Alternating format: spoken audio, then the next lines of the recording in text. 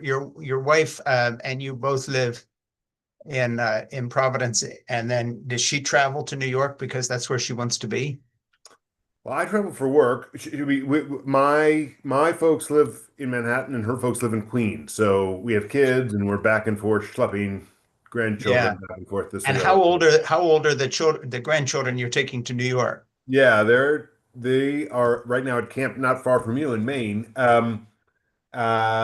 are now 11 and 14. So we've been Very doing it for cool. a while.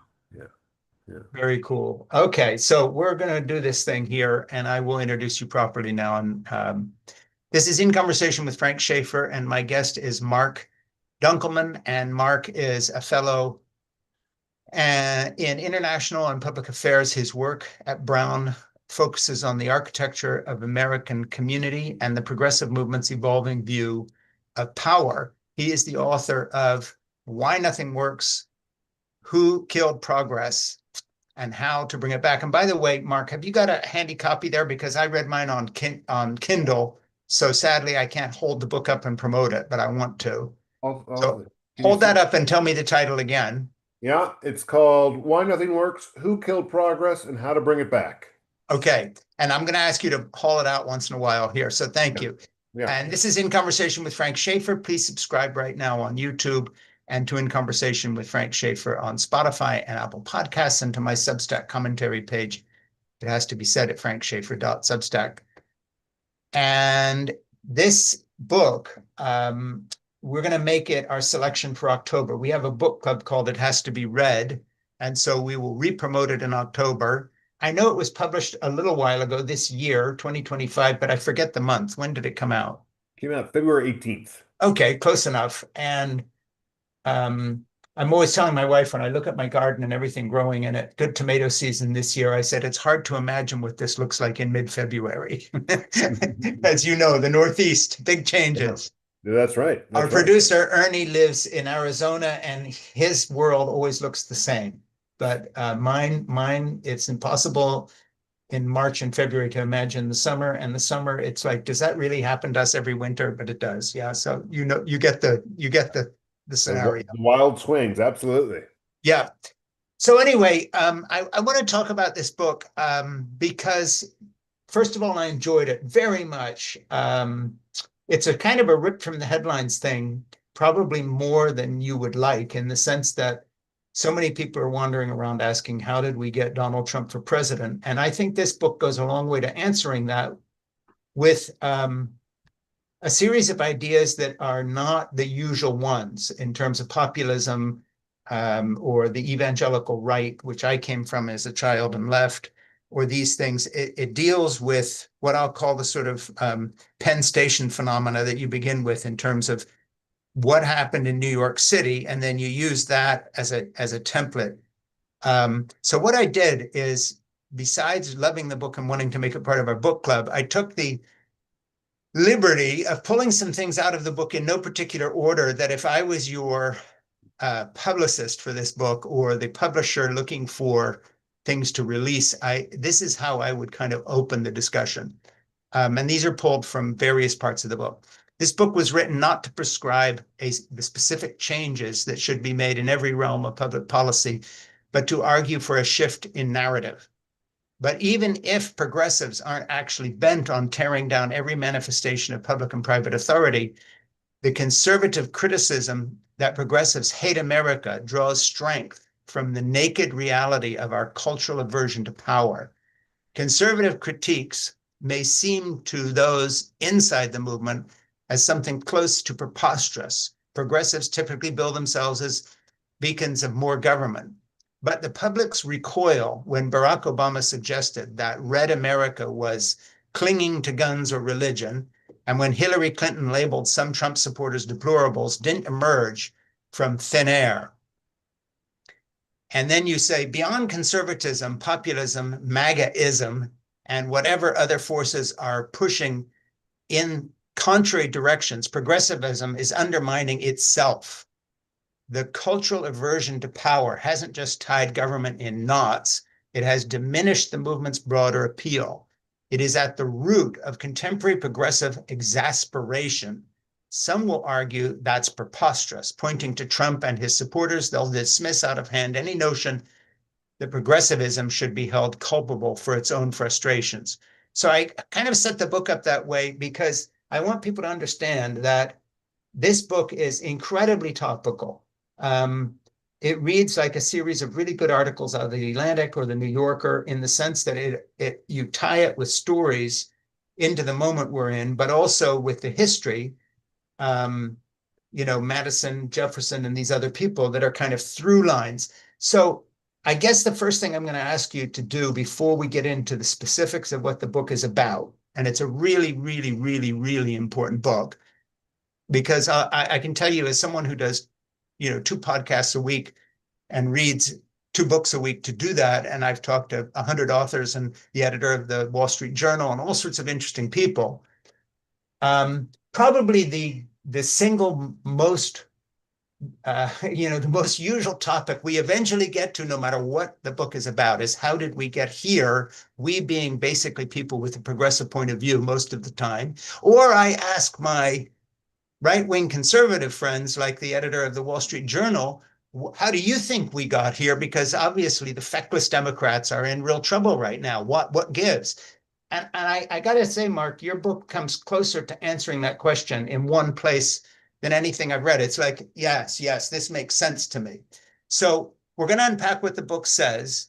But first, I want to talk about the background of the book. Why did you write this book? How did you get to this subject? I know you've been a consultant in Washington. You worked with Biden. You did all these things. Give us any background story you want to give us as to why you wrote the book. Well, I'm a Democrat. I'm a professional Democrat. I've been working in Democratic politics for 20 years, and I'm frustrated that we're not winning. And I'm frustrated that our worldview, our policy agenda isn't getting enacted. I'm frustrated that the people who are being left behind aren't being helped. And I got sick of spending election nights, my, my hands pressed together, hoping against hope that people would see the light, and not understanding why half the country, a little more, a little less, was just completely averse to my own worldview. Like, what was I missing? And the sort of the sort of uh, uh, general critique on the left that people have the wool pulled over their eyes, or they're gullible, or they're racist, or they're xenophobic. It's like some of that's certainly true in some circumstances, but it didn't explain why people who had been Obama voters turned into Trump voters. Yeah, And so I wanted to understand it. And I just began thinking about it, and I began thinking about our agenda. Like, what is it that people are connecting with? What are we not saying that seems to be true? What are we what are we missing? yeah, And that all came together sort of in a strange way as I began commuting from Washington into New York, and then from Providence into New York, and reading various books, historical books about progressivism, yeah, and wondering why it was that Penn Station, the front door to New York's the front door to America's greatest city, to the yeah, yeah, global capital, was such a rat's warren.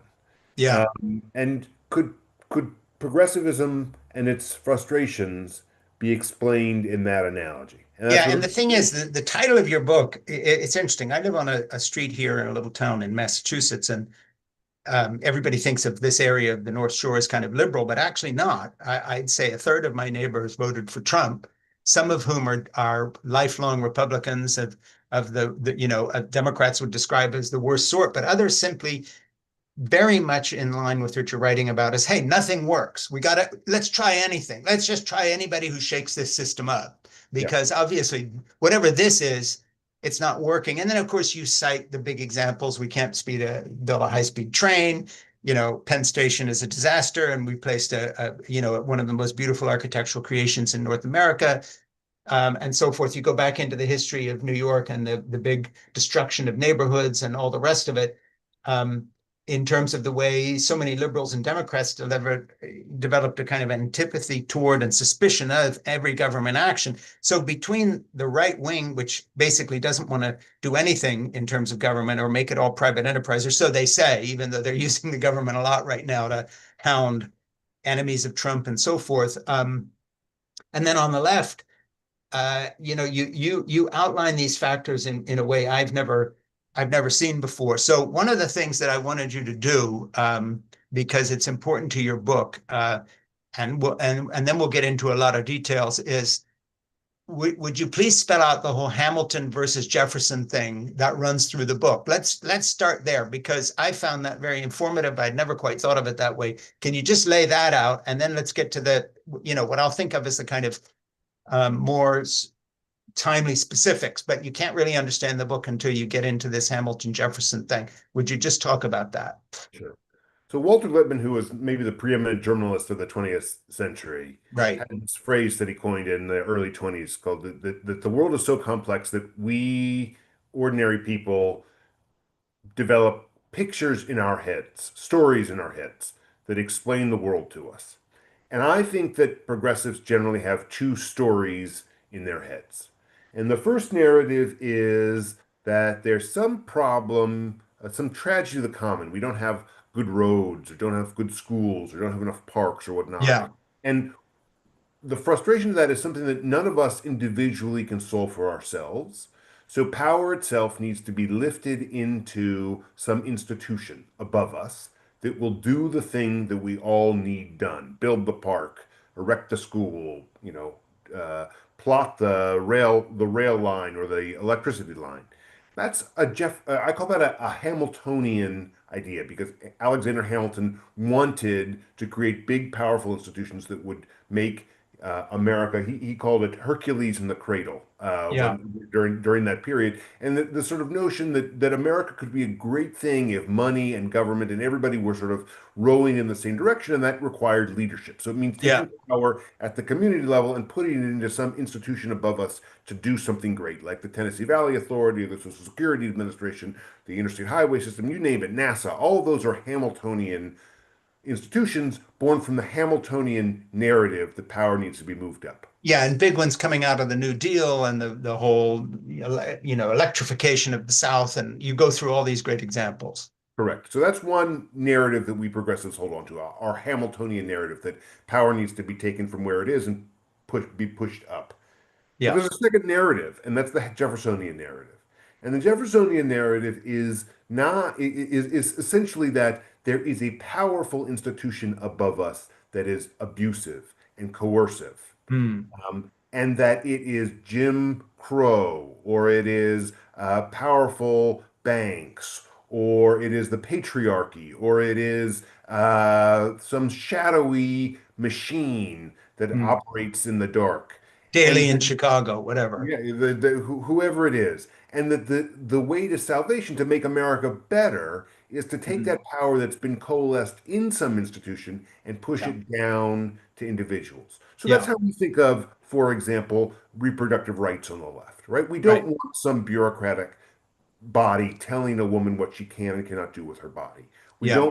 We don't want Jim Crow bureaucrats in the South telling black people where they can and cannot drink from a drinking fountain. Right. I think that these are individual rights, and that the solution in in public policy is to return power Hmm. from somewhere up top and move it back down to the individual so that people can live their best lives. So to make something clear, which I think is a terrific point in your book, and rather than reading you your own book, I'm going to get you to explain this.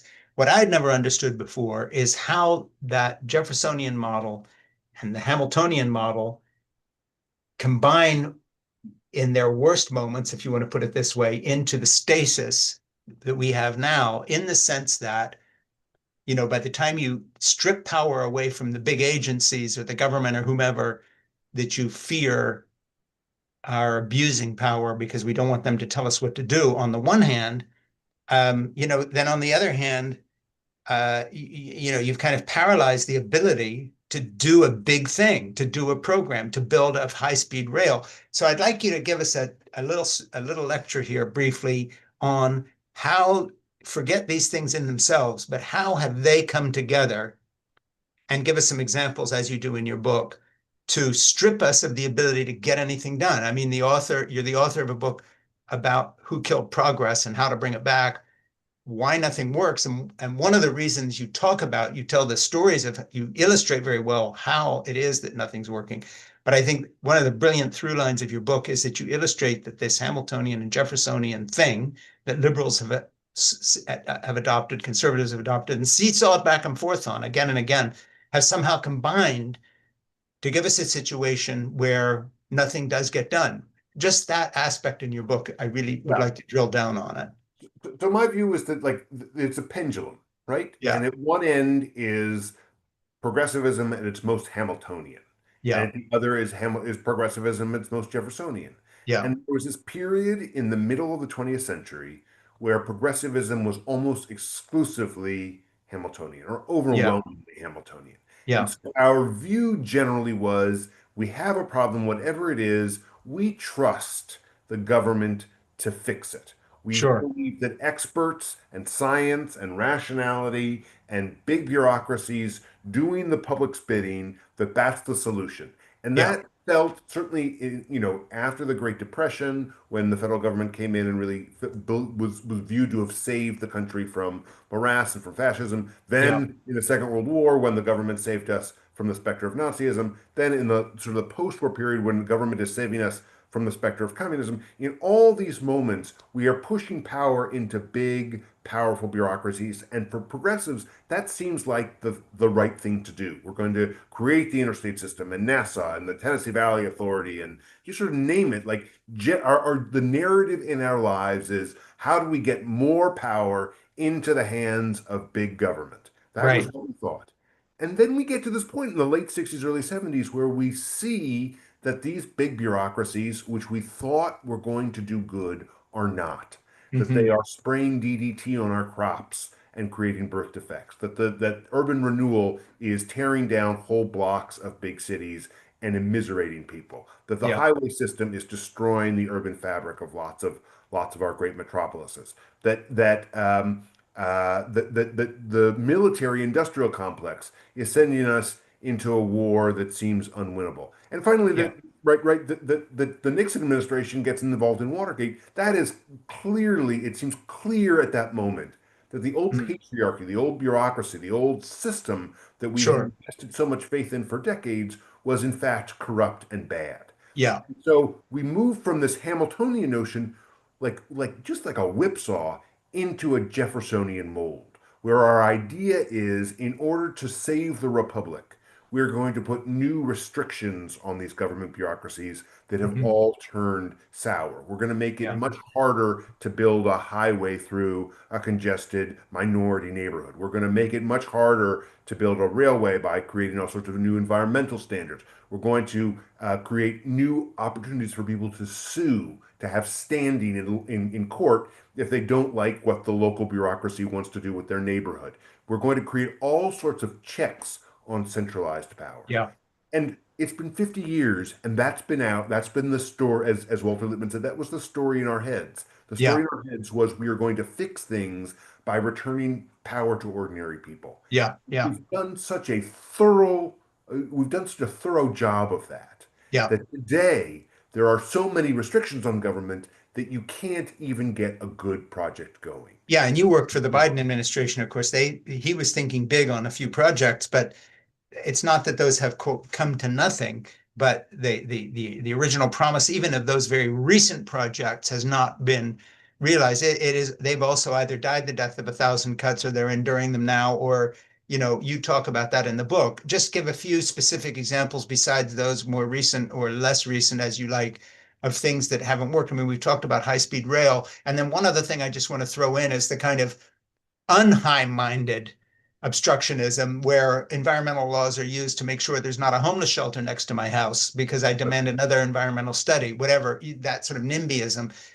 Just talk about that mix and bring us up to speed on it. Yeah, I mean, I think one great, it's not in the book, but I wrote about it in the Washington Post, is the story of Biden's effort to get electric vehicle chargers into the places Yeah, around the highway system around the country yeah, where it's not profitable to put the charger, but the right, drivers are right. fearful of buying an electric car because they think that if they're driving to grandma's house, they'll get stuck in the middle and won't have a place to charge. So Sure. Biden created a $7.5 billion program to put chargers in these remote places. Yeah.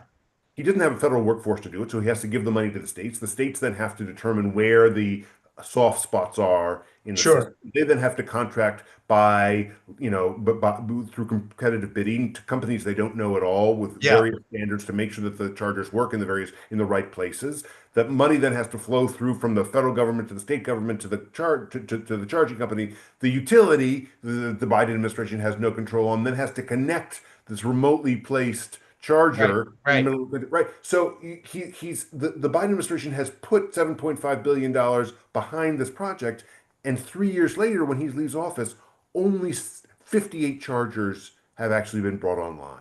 Yeah. And if you are an ordinary person, an ordinary citizen who pays your tax bill every year and wants value for what you pay for, Yeah. that sounds like a terrible deal. Right. And we don't have the chargers. We can not get the electrical vehicles that we needed from it. Like it seems like a lousy investment. And you compare that system of doing business for the government to what Right. FDR did when he wanted to string up poor farms in the Upper South through the Tennessee Valley Authority. He had a federal workforce, Yeah. right? They were federal workers. He had a guy, David Lilienthal, who ran the Tennessee Valley Authority. He did no environmental studies. He could claim people's property. He could do almost anything you wanted in that region, build dams, string Sure. wires, reforest mountains, you name it, and there was no check on his power at all. Now, David Lilienthal is now viewed as a hero for the most part, but he's essentially exercising the same power that later characters like Robert Moses in New York or Yeah.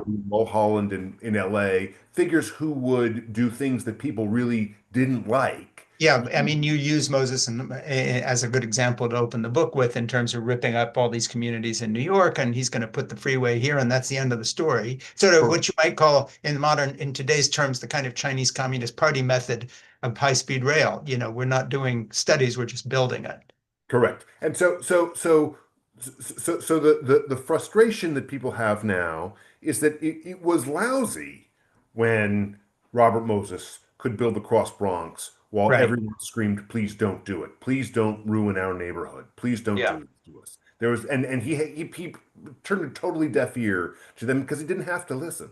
He didn't The have to. Yeah. the opposite is what we have now, where Yeah, and what we have now, just to point out again to listeners, is not just something theoretical. It is the reason why Democrats don't win, because the one thing everybody agrees on, including many reformists within the Democratic Party, is that for whatever reason, Democrats can't govern. Is the sort of scuttlebutt on it. And at the beginning of the book, I just want to get back into something you say here early in the book to help set it up. This book comprises 8 chapters, the first 4 of which detail how progressivism evolved from a beacon of centralized authority into a movement culturally averse to power. And I breezed through that, but I just think that is a momentous summary of what happened. I'm going to read it again. First 4 chapters that detail how progressivism evolved from a beacon of centralized authority into a movement culturally averse to power. And you can't have both. You cannot want to do big things,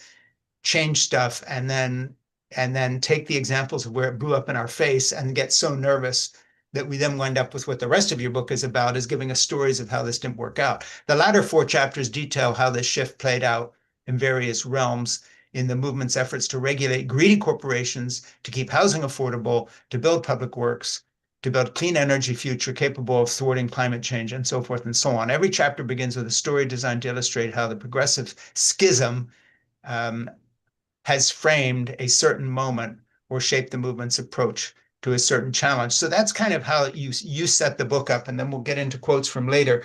But give me some more examples of how that schism has worked out in real time with a particular uh, view to illustrating why we keep losing elections. In other words, how did Donald Trump win the election? And of course, he's an anomaly in one way, but progressivism isn't. And the same frustration you see with Trump, I happen to be an aficionado of British news, and I read their newspapers, and I listen to BBC World Service and Radio 4 because I went to school in the UK and have connections there. But their complaints are ripped from your book. The new Labour government's in huge trouble. They can't do anything. And it's very much the same syndrome. So this is not unique to the United States. This is the battle between progressives who run the EU. My daughter happens to be an energy consultant to the European Union, and she has offices in Brussels and so forth. So I'm kind of in on that. But they can't get anything done either. So this is not just something playing out in Jeffersonian and Hamiltonian terms in the United States. This is Western civilization we're talking about. Yeah, what we're talking about is who should decide things, right? Fundamentally, like you've got a problem. Yeah, What you name the problem, and you as a progressive or any progressive will have in their heart and in their mind probably two different ideas yeah, about who would best be equipped to solve the problem. Is the problem best solved at the individual level, where we all have our own choice as to where to buy a home or where to go to the bathroom or where we're going to stay for the night when we're traveling across the country? We want people to have individual rights and be protected against a coercive, overbearing, bigoted, patriarchal government. We yeah. all we will all would agree to that. And we would also agree that like someone, if you're going to build a new high-speed rail line, the Hmm. trick of it is not the kind of train that you put on the tracks or even the composite metal of the tracks themselves. It is how straight are the rights of way. Sure. You have to, if you go around a curve, you have to slow your train. So fast trains are straight. The Northeast Corridor, which is the bulk of traffic in Yeah, America, going between Boston and Washington, with New York and Philadelphia in the middle, that is a train line that was cobbled together during periods where we were using old diesel steam yeah, powered engines. So the tracks are not straight at all. yeah, Imagine trying to straighten that track. All of the things that the people whose houses are in the way, or whose golf courses are in the way, or yeah, whose old bucolic main streets are in the way.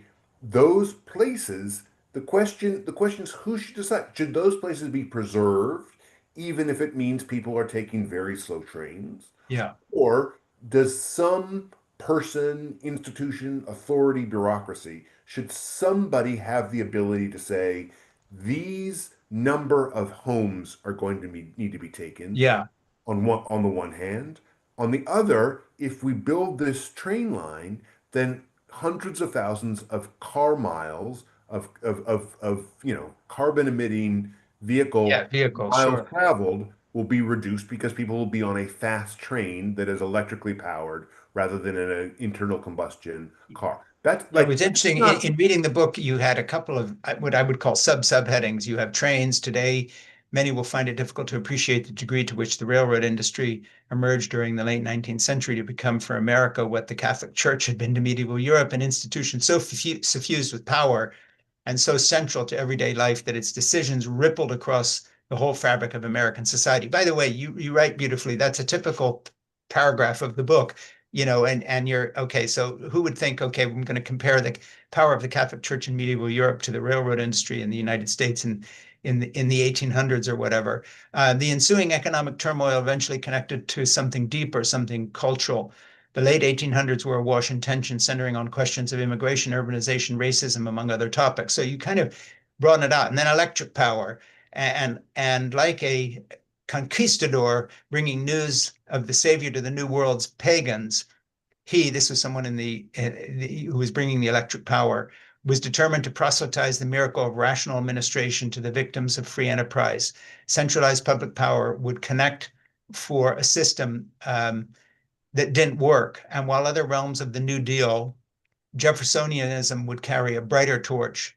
In this corner of Roosevelt's agenda, Hamiltonianism won the day. And then you get down to, in your conclusion of those sort of things, you talk about the fact um, if America faces today in other articles of Confederation moment, if, as this book has argued, public power has been diffused too thoroughly for government to deliver, progressivism will need to shift course yet again. So I want to just get to that in that what you talk about in the book, but just off the book as well, what you feel as someone who's been in government working for people like Joe Biden has been writing this book and researching it.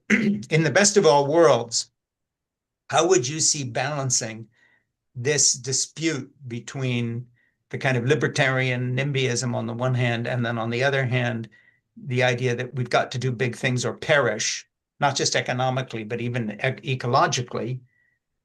If we had a leader who could step up and do this the right way, he would or she would need to step on some toes. Someone's going to lose that golf course, and there is going to be a straight rail line through it. On the other hand, how would you balance that in terms of it doesn't all go to private contractors. And I'll give you an example of where something seems to be off the rail to me. And that is reading article after article about how NASA is no longer our space agency, but Elon Musk is. And you have this one guy now, like the old railroad barons, who's going to become the industry. um, does that mean we shouldn't have a space program? It's gone so far in the favor of one private entrepreneur and so on. So there's real things happening that jump to mind as examples. In the best of all worlds, how would you balance this out? I mean, if you Yeah. could just do it, what would you do? Well, What's the best alternative? let me just so you're not so we're not misleading your listeners. I worked for Joe Biden, but when he was in the Senate, so I'm not a former You weren't part of the administration. presidential thing. Yeah. Right. And as a very, very junior Biden staffer 20 Yeah, years but ago. nevertheless, it's good. It's a good calling card. You've been out there, you've been doing things. But exactly. So the phrase that I would use is that everyone should have a voice, but no one should have a veto. So Yeah, the problem with Robert Moses and that style of Hamiltonian progressivism was that no one had a voice, that yeah, Moses was going to do his thing almost no matter what. And the brilliance of Robert Caro's biography of Moses, which is sort of the central tome, it's called The Power sure. Broker, that won the Pulitzer Prize in 1975. The brilliance of that book is that it reveals how Moses collected power from all Mm, sorts of sources, put it in sort of a single scepter, and was able, with that power, to deflect any sort of criticism or demand that he adjust his plans, yeah, with exceptions. But in too many cases, he was able to turn a deaf ear to people that wanted to have a voice, that had legitimate gripes, and where there were reasonable alternatives. yeah, Uh, that he could have, for de minimis inconvenience for the traveling public, routed expressways so that they did not destroy neighborhoods, and he didn't care.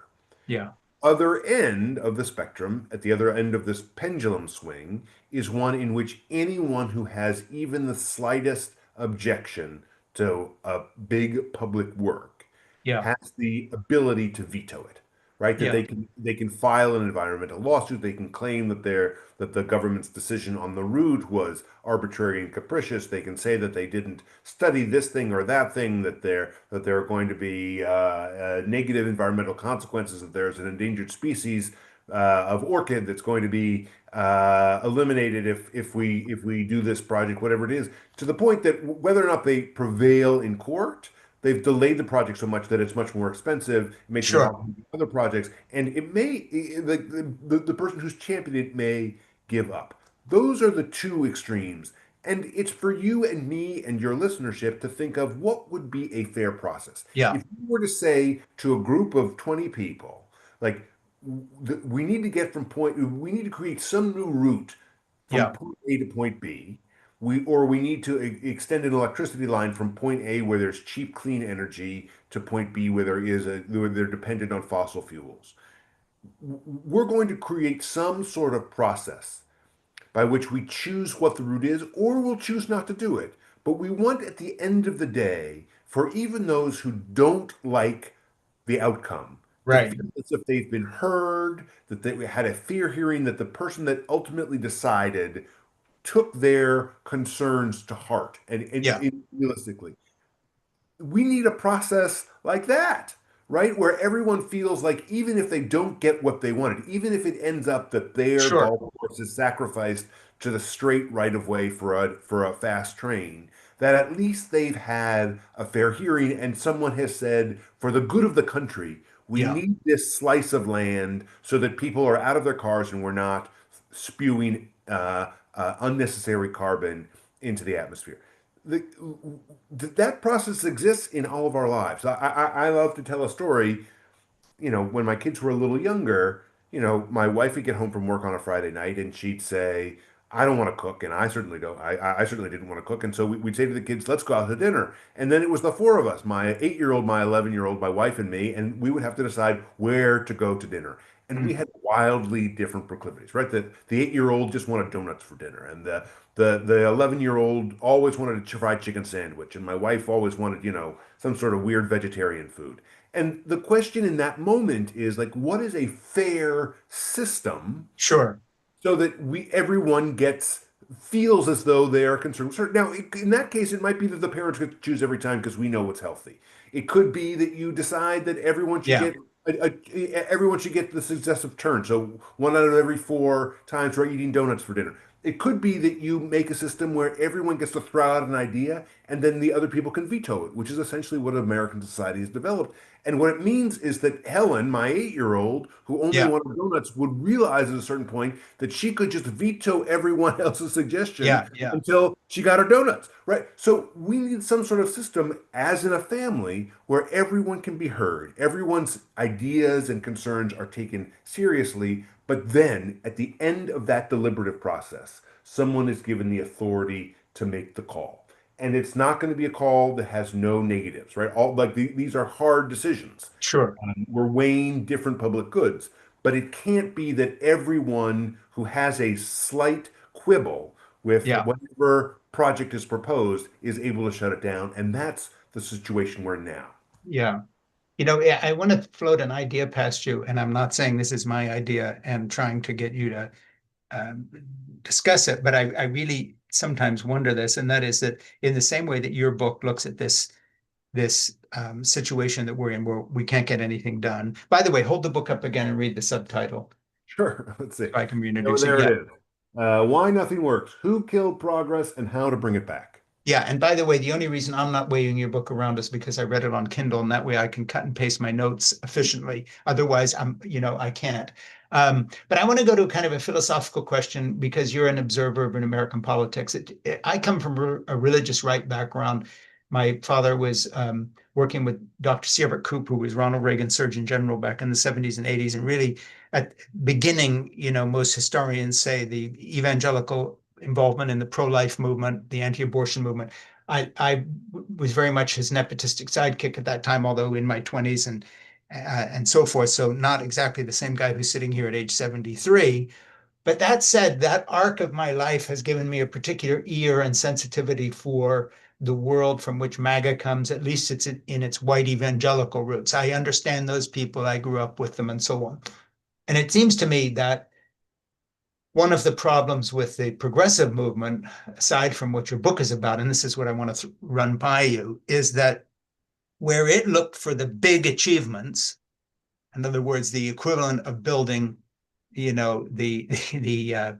the power infrastructure in the South in the Roosevelt years, or when we used to do big things, it sort of began to focus on culture war issues that basically gave it a sense of forward momentum. For instance, Roe v. Wade, and I'm pro-choice. That's not a discussion of abortion here, but just tactics, looking to the courts to kind of end run the democratic process, whether it was Roe or other initiatives, gay marriage, of which I'm in favor, and so forth. But nevertheless, there was a shift in energy so that it's like, no, no, we're making all kinds of progress here. We've gay rights and civil rights, and women are doing better, and so forth.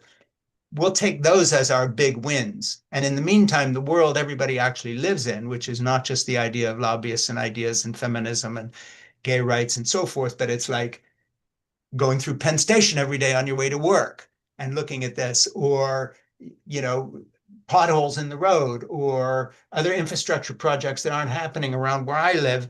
There's this kind of evidence, or the failure of the public school system in many areas of the country, and all these other things, or even the sense of frustration of parents who were saying, well, what do we do about the iPhone? It's as if somehow they had come from outer space and you hadn't given them to your kid, that it's someone else's problem.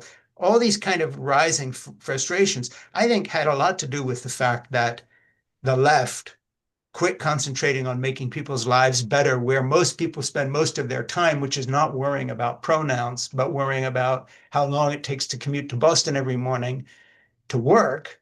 Um, and the infrastructure, that's where the frustration is. And it's like, okay, whoever comes along and says they can fix this at fell swoop, we'll give them a whirl. So what do you think about that sort of trade in energy and effort to culture war issues? And I'm not looking at the issues themselves, but just where the energy went, as opposed to getting things done that actually make a difference to where 90% of the people live every day. Just take the commute to Boston, that takes you an hour and a half to go 30 miles, or take the train that takes an hour and 10 minutes. Whereas where I grew up in Switzerland, to go exactly the same distance to work, which my nephew does every day, takes 22 minutes because he's on a high speed rail that works, that runs every 15 minutes, and a road system that works. And, he doesn't get up every day feeling angry. So I want to say two things. The first of which is probably less consequential, but I'll say it. There's an ugly underside to our movement, which looks down on the people that you grew up among. Yeah.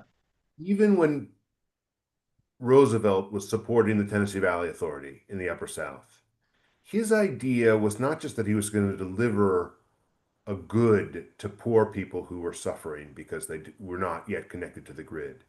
It was that he was going to civilize those people.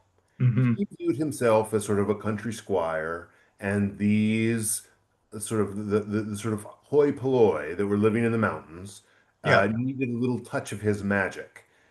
And you see that, I think a lot about the Scopes trial, and I think it's been misunderstood by a lot of us on the left, like the degree to which Sure.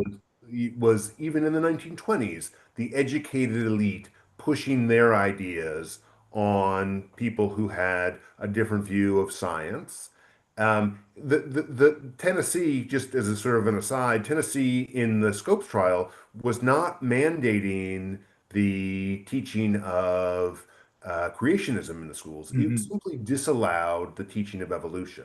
And that was just apostasy to those who lived in sort of more educated upper class and middle Sure. class portion of the country. And it was an effort to push our cultural proclivities on on a population that didn't want it. Like they hadn't voted it in their local level, they hadn't voted it in to the state board of education or the state legislature. Like they wanted to keep evolution out, not to keep religion, but they wanted to keep evolution out, which of course was a theory then, and it felt like an unproven theory, and we didn't like that. So that's something that we need to own.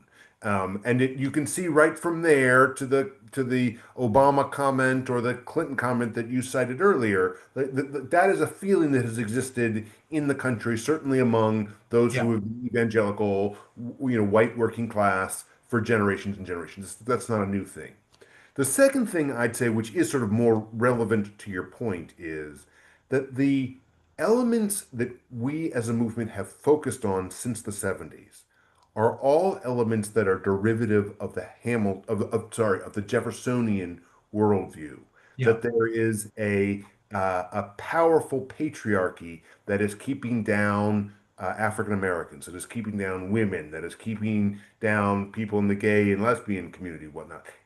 Our sort of core desire to speak truth to power both flowed through our desire to stop the Robert Moses figures and the Mm-hmm. Bill Mulholland figures and the Richard Daley figures and the Richard Nixons and the Lyndon Johnsons. Generally, like our general worldview, the story in our heads was there are powerful people who are doing coercive things to powerless people. That meant denying black people the ability to vote or to buy a home through redlining, or meant denying women tenure because of sexism, or it meant Sure. denying people who were gay the ability to profess their love through marriage in a way that's sanctioned by the government.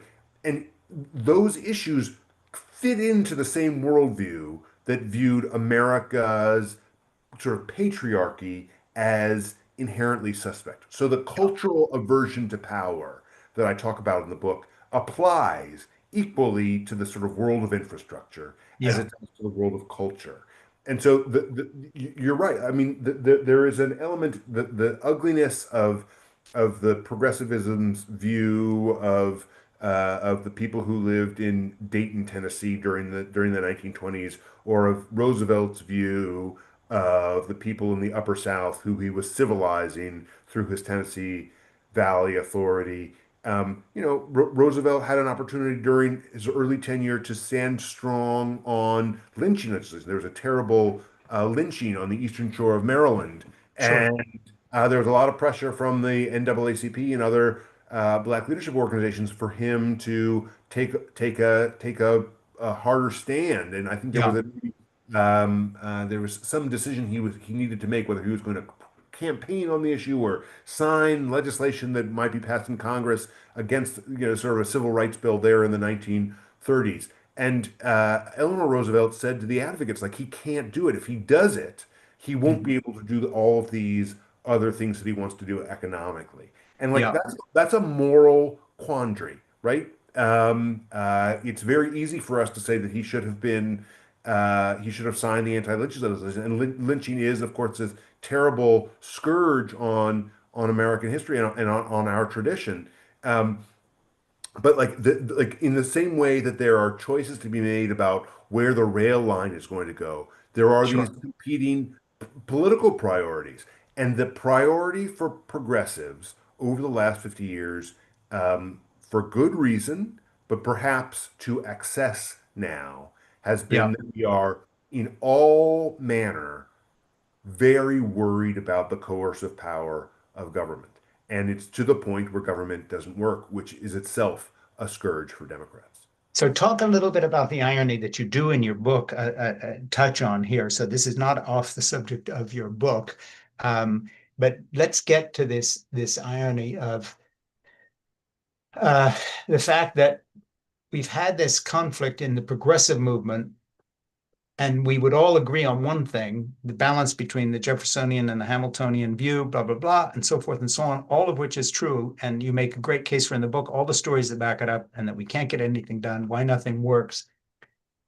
But the result of this is that Trump is president and is now the most radical remaking of the US government we've seen, certainly in my lifetime. I'm 73, nothing comes close. Nixon's Watergate seems like a footnote compared to this. The undoing of everything that we just took for granted.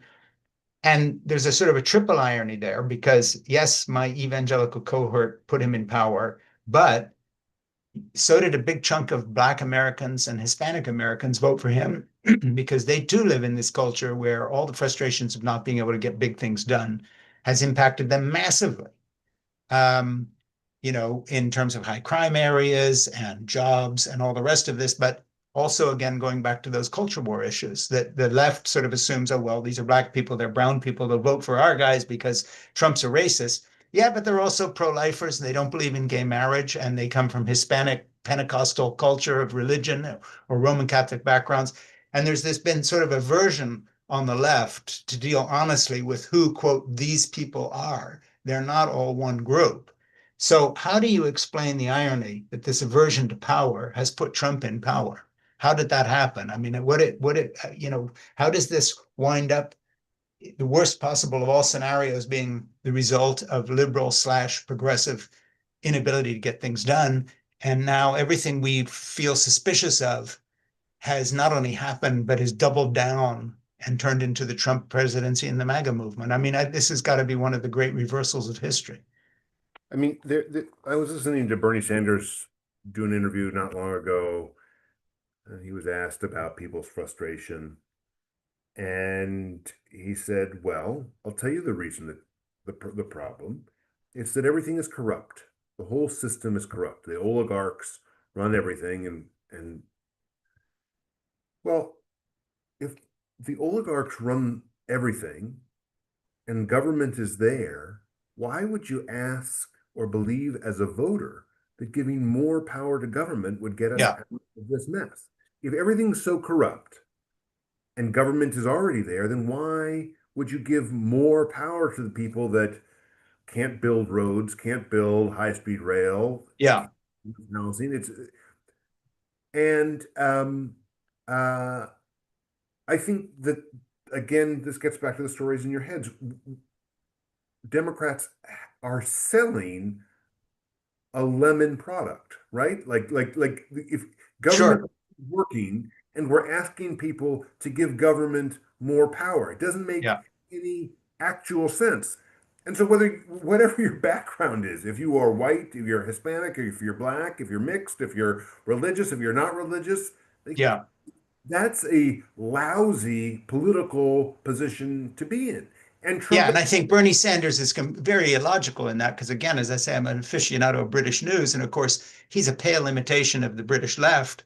But nevertheless, this idea that somehow, government is utterly corrupt, power corrupts absolutely. So give us so much power that we can become a socialist country, and the government will run everything, and we'll give you grocery stores in Manhattan as well to sell food less, and we'll regulate rent prices, and we'll take over everything. We've screwed up everything, so let us, we can fix it by more power. And that's where Bernie Sanders and AOC and some of the people on the left of the Democratic Party are going to fall short radically and will never win an election if any of those folks are running. And you didn't say that, I did, but there has to be a better way to recalibrate what you're talking about than that. I mean, that's just my opinion. I mean, I think that there is a general sense in American culture that government is the DMV at its worst day. You go Right. in, you've brought three documents all proving that you live where you live, and you wait in line for an hour and a half, and the clerk wearing their lanyard and their short sleeve says to you, "Oh no, we need four documents proving your residency."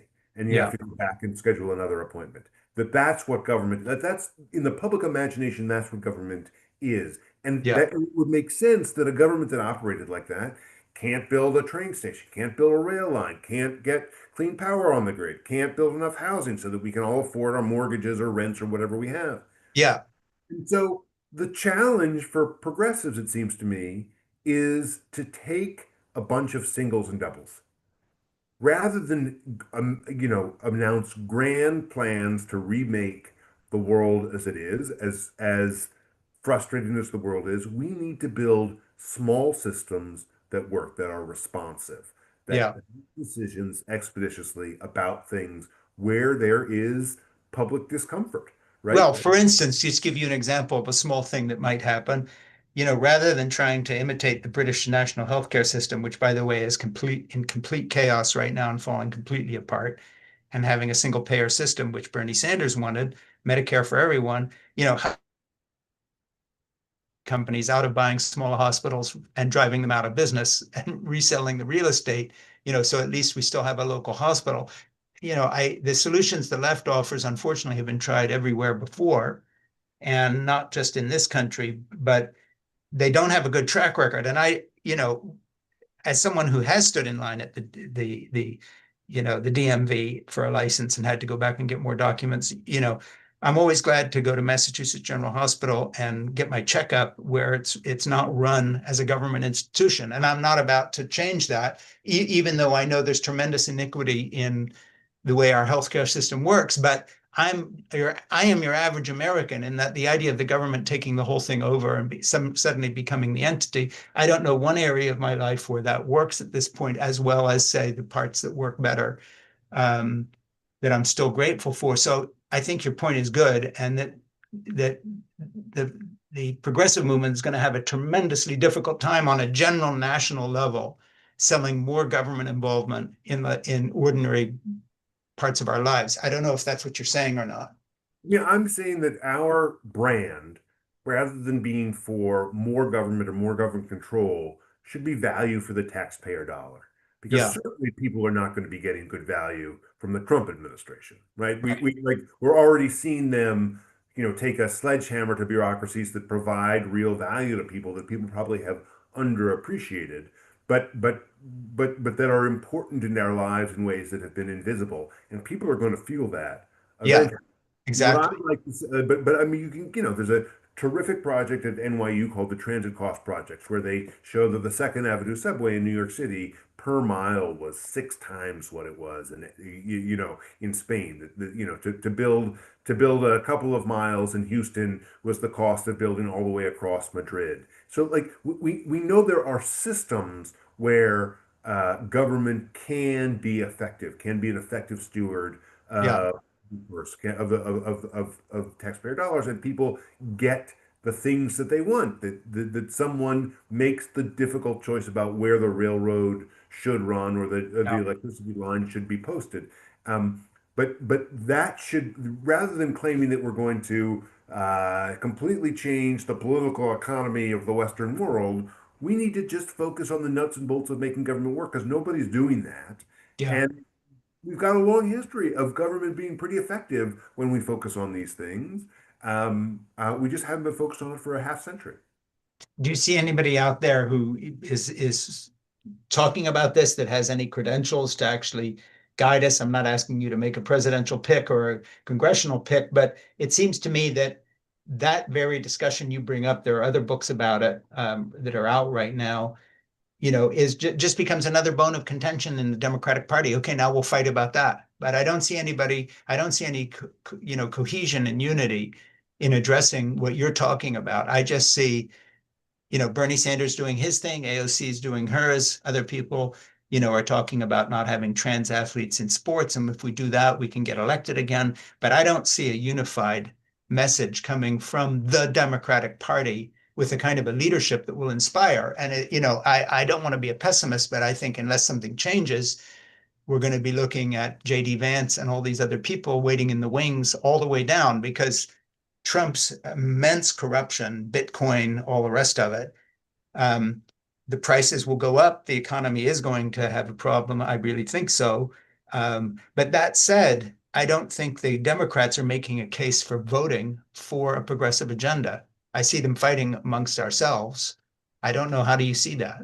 I'm more optimistic than you are. I think that if you go through, the Governor Shapiro of Pennsylvania is well known now explicitly because he rebuilt I-95 when it collapsed uh, Yeah, in record time. And Jared Polis is about good governance in Colorado, and we've got folks, the Governor Whitmer in Michigan, and J.B. Pritzker and Rahm Emanuel. There are a lot of people who are coming to this issue. I think that you'll see in the coming primaries and probably right after the midterm elections, that we'll have a bunch of big arguments. I think it's very healthy for the left to have big arguments about yeah, this.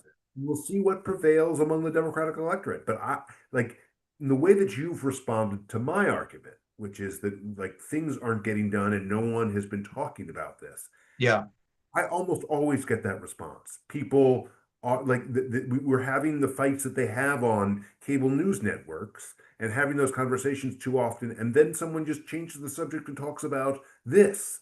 yeah, This sort of frustration that it doesn't seem like government can get things done. It's completely outside the realm of the political discourse right now, but it's beginning to enter. And you've yeah. got Derek Thompson and Ezra Klein's book Abundance, and Yoni Applebaum's book Stuck, and Jen Paulka's book last year. And next year there's going to be a book by Nick Bagley about how progressives have sort of created a procedure fetish in government. I think that this is going to bubble up into the main of the discourse. Some people aren't going to like it. Well, Some you reminded me quite a bit of Stuck. I didn't want to, we're talking about your book, so I didn't want to be promoting somebody else's, but two things reacted to Stuck. One was the book itself, which I liked, and your book, which I really, really like. And I think I learned so much from you, but that I hadn't thought of. And I'm so grateful for you writing it, which is why we're going to make it part of our book club in October. But I also note that the loudest voices, the most clickbaity voices on the left,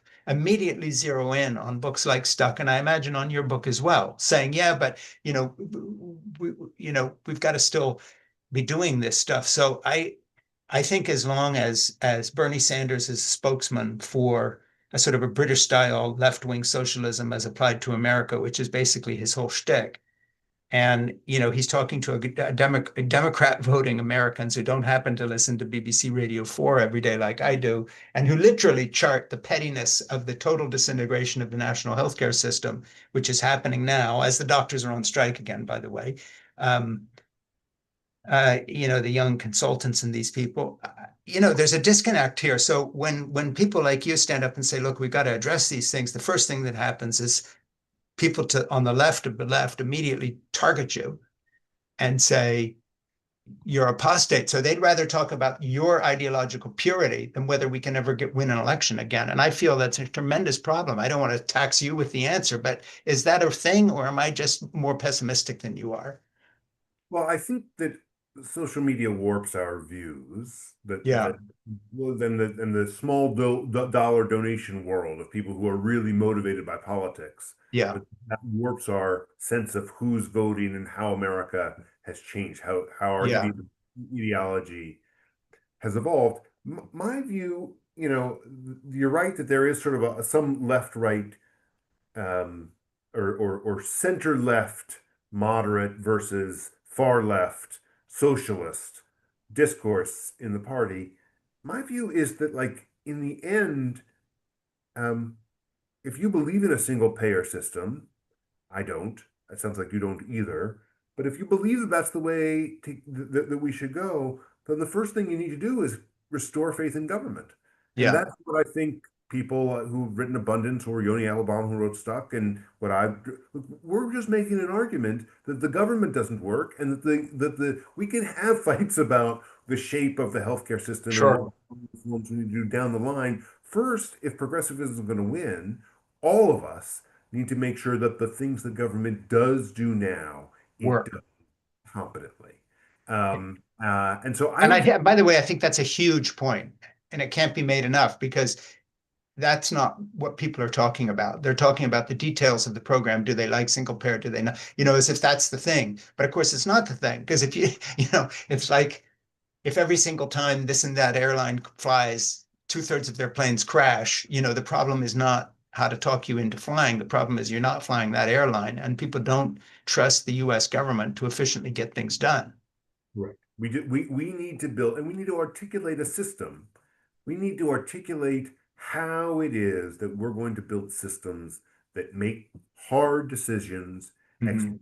How do we give everyone a voice without a veto? How do we make it so that when we need to build a high-speed rail line, we've got some system by which we put out the alternatives, have a robust discussion, and then choose so that people feel as though their tax dollars are being spent competently and that they are getting the value that they're paying into the system. Yeah, And and so, I just to reiterate what you're saying, because I think it's so important, and that is it's all very fine coming up with the new program we've got to do, whether it's rent control or, you know, state-run grocery stores or whatever it is. But until we get people in the mood to support anything government does, because they see it working in their lives, we're going to have a hard time pitching these programs. And if the left is identified with just more programs without how government addresses them, it's completely self-defeating. And I think that's what your book is talking about. I mean, the fear on the left now for the better part of a decade is, do we have this sort of fifth column of fascists that's going to take over the country? Yeah. And we live moment to moment, and we live election to election, holding on to our chairs, thinking, what will it take to convince these people that Trump is bad? Yeah. Sitting here is like, yes, like that's real, but at the same time, we're not focused on the thing that we can control, which is Mhm. our own governing agenda. We've sort of lost sight of the fact that the thing that we're selling isn't working. And the most powerful thing that we could do to thwart Trump's popularity is to be the party that delivers good governance. Like that's in the end what I think people probably among your peers Yeah. from childhood want from government more than these culture war issues. They want the government to work. That they need, if the farming system isn't working and they can't make a profit with the crops that they are selling, they need help from the government to shape the market, and Yeah, government should do it competently. If you're commuting from the North Shore of Massachusetts into Boston and you can't get in, and there's nowhere for a business that's growing in the seaport in Boston to house its middle income workers, and so they decided they're going to move to Chicago. We need government to be able to solve that problem. right. And whether you're left, right, or center on sort of on these cultural issues, the question is on sort of the substance of it. Do we have a governing agenda that speaks to people's desire just for competent administration? And I just think like if we were to get there, we would be in a completely different place. Yeah, and had that been our track record for the last 50 years, these are the guys that can make things work.